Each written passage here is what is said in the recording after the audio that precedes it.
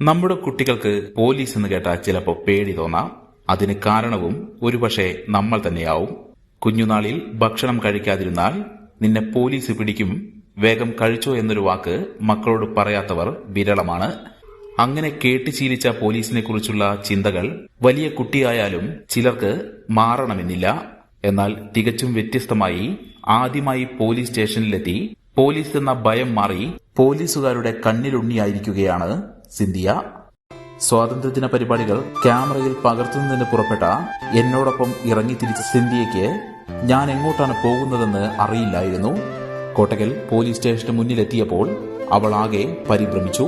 പിന്നെ ഇങ്ങനെ പറഞ്ഞു, ഉപ്പച്ചി, എനിക്ക് പോലീസിനെ പേടിയാണ്. ഉപ്പച്ചി പോയി വാ, ഞാനിവിടെ നിന്നോളാം. ഇത് കേട്ടപ്പോൾ ഞാൻ തീരുമാനിച്ചു പോലീസ് എന്ന മകളുടെ പേടി മാറ്റണമെന്ന്. പിന്നെ അവളുടെ കൈയും പിടിച്ച് സ്റ്റേഷനിലേക്ക് കയറി.